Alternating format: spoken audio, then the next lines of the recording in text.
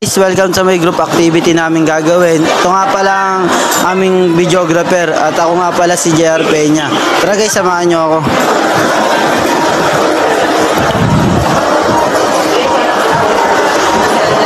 Para malaman natin kung sino yung i-interview natin sa overpopulation, malaman din natin opinion at solution nila.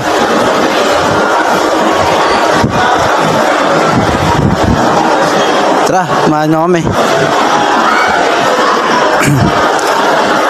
Ito nga pala, meron nga talaga tayong satisfying na dalawa para makuha natin yung opinion at solution nila. Tara. Hello po, pwede po ba kayong ma-interview? Sige. By the way, ano po ba pa name mo? Aryan po. Danica po. Ilan taon na po? 19. Anong grade nyo na po? First year college. Pwede po ba kayong matanong tungkol po dun sa overpopulation natin ngayon sa Pilipinas? Anong opinion? Opo, opinion tsaka solution po. Yung opinion ko sa overpopulation dito sa Pilipinas is, yung overpopulation kasi is nagkukos siya ng maraming kahirapan dito sa Pilipinas tsaka sa mga Pilipino. Nagkukos din siya ng traffic tsaka kahirapan sa trabaho. And yung solution na para sa akin maano sa overpopulation is yung pag-aaral ng family planning tsaka yung safe sex para hindi rin masyadong, kasi sa panahon ngayon madami ng mga kabataan na nabubuntis na maaga, kaya dumadami rin yung mga tao dito sa Pilipinas. Wow, napakaganda naman ang sagot nyo, Miss. Parang pinag-isipan nyo talaga. By the way, paano naman po si Danica? Ang opinion ko doon is yung overpopulation kasi sa Pilipinas, lalo siyang lumulobo kasi sa mga taong hindi nag-aaral ng tamang family planning nga, yun. Tapos isa siya sa mga pangunahing dahilan kung bakit mahirap yung Pilipinas at saka karagdagan na din yung gutom kasi nga madaming mga kunyari kabataan nagbubuntis ng wala silang kaalam-alam sa pagpapamilya. Yung solution ko is mag-aral niya ng family planning and ituro siya dapat sa mga schools kung paano yung tamang pag-aasawa pa pagpapamilya. Maraming salamat po sa magandang opinion at solution nyo po. Sana makarating po to sa government. Maraming salamat po. Thank you po. Guys, tara, samahan nyo ako ulit para mag-interview ng dalawang satisfying na tao para malaman natin ang opinion at solution nila sa overpopulation. Tara guys, samahan nyo. So guys, parang nakita na akong dalawang lalaki. Tara guys, tanungin natin sila. Hello sir, pwede po ba kayo ma-interview? Saglit lang. Magkasama po ba kayo? Ano po ba pangalan niyo? John Christian Mendoza po. Ikaw po? Wesley Flores. Ilan taon na po kayo? 19 po. Kayo po? 18 po. Saan po ba kayo nag-aaral? Sa ISAT. ISAT. Ikaw rin po? Po.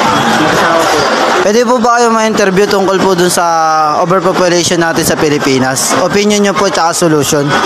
Sa akin yung opinion ko, yung maagang pag-anak, lalo na yung mga mahirap na mga kababayan natin. Solution ko, siguro bigyan na lang ng government ng mga trabaho yung mga mahirap nating kababayan para makaluwag-luwag din at hindi naman sila masyadong mahirapan sa buhay. Ganda ang sagot ni Sir. Ikaw po ba, Sir? Ang opinion ko naman po about sa overpopulation natin dito sa bansa, parang katulad po sa kanya, lalo na po sa panahon natin ngayon, maraming kabataan na nabubuntis, lalo na po sa mga babae. Ang solusyon po dito ay isa po, patnubay ng magulang at pagsiseminar sa mga kabataan na kung ano yung kahalagaan ng pagkakaroon ng pamilya at kung ano yung mga responsibilities na ikakaharap nila pag nagkaroon sila ng pamilya sa murang edad. Maraming salamat po. Ako nga po pala si JR. Maraming salamat po sa pag-interview nyo. So ngayon mga kababayan ko, nandito tayo ngayon sa India at kasalukuyan tayo nakasakay sa kanilang habal-habal. So ngayon i-interview natin si Kuya na nag-drive ng habal-habal kung anong suggestion niya o palagay niya sa overpopulation ng kanilang bansa. Hello sir, I'm Albert from Philippines. I'm a vlogger. Can I ask you a question? Sure, my friend. So this is my first question, sir. What do you think why India is overpopulated? Well, the very first thing I thought why India is overpopulated because of the poor educational system, and we have money, we make children, we have to sustain those children. That's one of the reasons why we're overpopulated. Too many kids, too many houses. Now, sir, this is my second question. What do you think, or what is your solution to prevent the overpopulation in India? You stop making kids already. Bring condoms. Bring up the educational plan system, family system in the country. That's all. Thank you for your time, sir. So yun nga, kababayan ko, narinig niyo nga ang nasagot niya sa kanyang mga suggestion o opinion sa ano bang meron overpopulation sa kanila bansa. Hello nga mga kababayan ko, no? So ngayon, nandito tayo sa Nigeria at mag-i-interview tayo ng isang tao na tatanungin natin kung anong kanya palagay o suggestions niya sa overpopulation. So yun nga mga kababayan ko, nakaharap tayo sa Nigerian na pwede itanungin o questionin about sa kanyang suggestion o opinion sa pagiging overpopulated ng kanilang bansa, no? So sir, hi. My name is Albert. I'm a vlogger from Philippines. Can I ask you a question? Yeah, sure. So, this is my first question. What do you think why Nigerians are overpopulated? Because of lack of education on family planning. Now, my second question is, what do you think, or what your opinion on how to prevent the overpopulation in Nigeria? I think the best way to prevent overpopulation in Nigeria is to teach the people in my country how to properly do safe sex and teach the adults or even the teens about family planning. That's all, sir. Thank you. Thank you. So yun nga ng mga kababayan ko, nandito tayo sa China at muli mag-i-interview tayo ng isang tao at tanungin natin siya kung anong suggestion niya sa pagiging overpopulated na kanilang bansa. Tara. Hello, sir. I'm a vlogger from Philippines. I'm Albert. Can I ask you a question? Sure. This is my first question. What do you think why the country of China is overpopulated? Because we like to have children. Many people here in China are very attractive. We like to make children here. So this is my second question, sir. Think what is the best solution to prevent the overpopulation in your country? Make the law tighter. We have here in China 1 child per family. So we have to make that harder for them to make other children.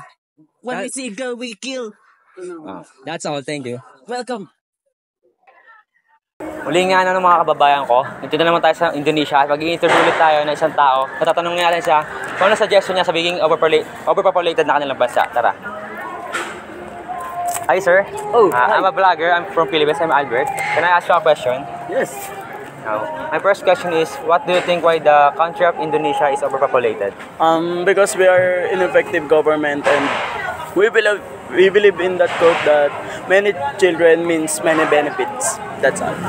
Okay, now this is my second question. Think what is the best solution to prevent the overpopulation of your country? Stop believing on that quote and implement a law that 3 only child per family only. That's all. Thank you. Yes, thank you.